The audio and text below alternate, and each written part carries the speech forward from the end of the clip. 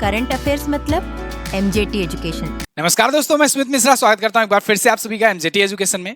साथियों, उत्तर प्रदेश के सीएम योगी आदित्यनाथ जी ने फूड, होटल प्लाजा या रेस्टोरेंट या ऐसे कोई जो भी खाने पीने की सामग्री जो सेल करते हैं, जो डिलीवर करते हैं, ऐसे सभी लोगों के लिए गाइडलाइन जारी करी हुई है।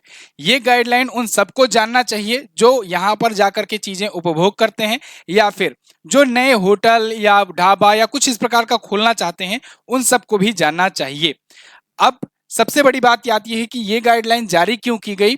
कारण यह है कि पिछले कुछ दिनों में आपने ऐसी बहुत सारी घटनाएं देखी हुई हैं जिसमें स्पिटिंग के मामले आ रहे हैं या कुछ मतलब गंदगी टाइप का भी मामला आ रहा है। तो ऐसी घटनाएं आगे ना हो, इनके लिए गाइडलाइन जारी की गई है। आज की वीडियो में हम लोग पूरा डिटेल से जानने वाले हैं क्या कुछ नए नियम और रेगुलेशंस हैं। अगर आपके संपर्क में कोई ऐसा है जो नया ढाबा, नया फूड, नया रेस्टोरेंट खोलने जा रहा है या जिनके पास पहले से है, तो उनके पास ये वीडियो जरूर शेयर कीजिएगा। साथ ही साथ सभी नागरिकों को भी ये जानना जरूरी है, क्योंकि अगर आप किसी होटल या किसी ढाबे पर जाएं तो आप देखें कि वो ढाबा या वो रेस्टोरेंट इन गाइडलाइन का फॉलो कर रहा है कि नहीं। अगर नहीं कर रहा है तो आप शिकायत भी कर सकते हैं। तो फिलहाल यहाँ पर आप आर्टिकल देख पाओगे, बिजनेस स्टैंडर्ड का है और इसमें योगी आदित्यनाथ जी ने घोषणा की हुई है जो उसके बारे में डिटेल दिया गया है। योगी आदित्यनाथ जी ने कहा है कि होटल, ढाबा, रेस्टोरेंट, इन सब जगह सीसीटीवी की भी व्यवस्था अनिवार्य होगी और उन सीसीटीवी फीड्स को रखना भी होगा संचालक को। अगर जब पुलिस को जरूरत पड़ेगी तो उसको देना भी होगा। डिटेल से आगे चल करके हम लोग जानेंगे इस चीज के बारे में। लेकिन इन सब का बेस कहां से तैयार हुआ, इसको जरूरत क्यों पड़ी लागू करने की? तो जरूरत पड़ी इसलिए क्योंकि अभी देखा आपने कुछ दिन पहले ही तिरुपति बालाजी मंदिर के प्रसादम में चर्बी युक्त घी के इस्तेमाल करने की घटना सामने आई थी। इस पर मैंने सेशन भी किया था, अगर आप चाहें तो जाकर के वीडियो देख भी सकते हैं। तो इसमें बात यही सामने आई थी कि चर्बी युक्त घी यूज किया गया और उसके प्रसादम को, लड्डू जो बनाया गया, वो लाखों लोगों ने यूज किया। और बाद में जब ये घटना सामने निकल करके आई तो पूरे देश में हिंदुओं की भावनाएं आहत हुई। तो ऐसी घटनाएं आगे ना हो, कुछ दंगे फसाद ना हो, या ऐसे जो जो गंदे तरीके से इस्तेमाल करते हैं, चीजें यूज करते हैं, वो ना करें। जो स्पिटिंग के मामले आते हैं वो ना हो, या फिर स्वच्छता बढ़ती जा रही है कि ना बढ़ती जा रही है, ये इंश्योर किया जा सके। इन सब के लिए ये गाइडलाइन जारी की गई है। तो अब नई गाइडलाइन के अनुसार जो रेस्टोरेंट होंगे या जो ढाबा होंगे, जो फूड डिलीवर करते हैं या जो भी इससे चीजें, खाने पीने की चीजों से जुड़े हुए दुकान हैं, उनको अपने दुकान के सामने एक नेम प्लेट लगानी होगी जिसमें बहुत सारी डिटेल्स होंगी। संचालक की डिटेल होगी, जो ऑपरेटर होगा उसकी डिटेल होगी, जो मैनेजर होगा वहां का उसकी डिटेल होगी, जितने कर्मचारी होंगे उनकी डिटेल होगी। तो ये पूरा नेम प्लेट लगाना होगा, चाहे वो किसी भी प्रकार का, चाहे टी स्टॉल ही क्यों ना हो, फल की दुकान ही क्यों ना हो, तो उनको नाम वगैरह नेम प्लेट लगाने पड़ेंगे।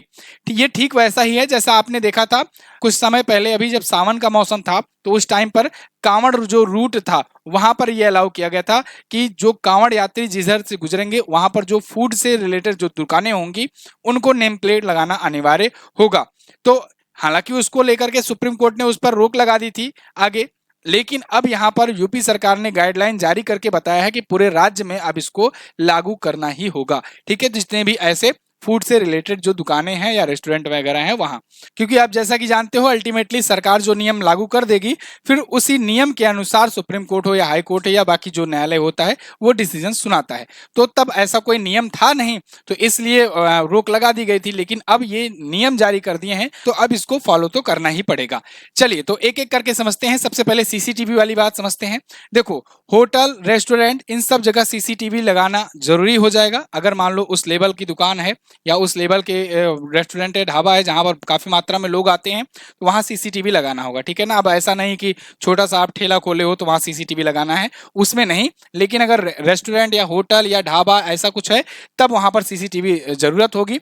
और इसमें ना केवल जहां पर ग्राहक बैठते हैं वहां सीसीटीवी रहे, बल्कि जहां पर खाना बनता है वहां भी सीसीटीवी की व्यवस्था होनी चाहिए और इसका फीड भी रखना होगा, जिससे जब कभी पुलिस को जरूरत पड़े तो वो संचालक से सीसीटीवी फुटेज भी ले सके। अब इससे दो फायदे होंगे। एक तो ये होटल वाला जो जिस उद्देश्य से मतलब किया गया ये तो होगा ही होगा, और दूसरा फायदा ये भी होगा कि ज्यादा से ज्यादा मात्रा में जब सीसीटीवी लगेंगे ना तो कई बार क्रिमिनल्स को पकड़ने में भी काफी ज्यादा मदद मिल जाती है। कि जैसे कोई क्रिमिनल कहीं पर क्राइम करता है उस एरिया में जहां पर कैमरा नहीं रहता है, सीसीटीवी फुटेजेस नहीं मिल पाते हैं, लेकिन जिस तरफ से वो रूट से गुजरा रहता है तो वहाँ के आसपास के दुकानें या रेस्टोरेंट या ढाबे, यहाँ से सीसीटीवी फुटेजेस लिए जाते हैं, जिससे पुलिस को मदद मिलती है।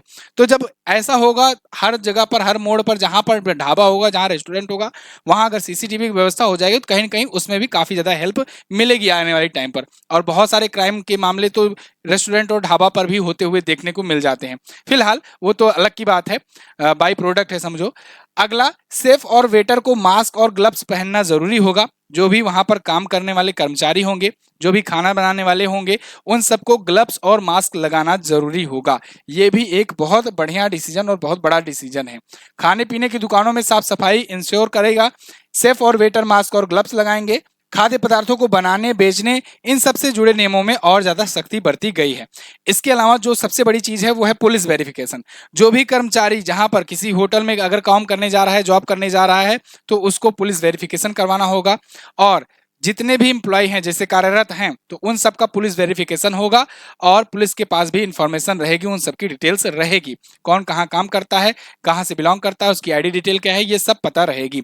अब पुलिस वेरिफिकेशन के भारत में कई तरीके हैं। यहाँ पर मैं भारत में जो पुलिस वेरिफिकेशन के तरीके हैं वो मैं कुछ मुख्य बताता हूँ। जैसे एड्रेस वेरिफिकेशन एक होता है, एक टाइप का। एक होता है कैरेक्टर वेरिफिकेशन, एक होता है क्रिमिनल रिकॉर्ड वेरिफिकेशन। प्रोसेस क्या होता है, आप ऑनलाइन कर सकते हो, हालांकि इस वाले में तो यहाँ थाने में जाकर के ही करना ज़्यादा सही होगा, पुलिस स्टेशन विजिट करके कर सकते हो।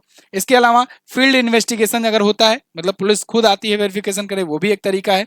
या रिपोर्ट सबमिशन करके भी वेरिफिकेशन किया जा सकता है। इसके लिए डॉक्यूमेंट्स क्या रिक्वायर्ड होते हैं, मतलब आपकी आईडी चाहिए, बेसिक डिटेल चाहिए, एड्रेस प्रूफ चाहिए, पासपोर्ट साइज फोटो वगैरह चाहिए।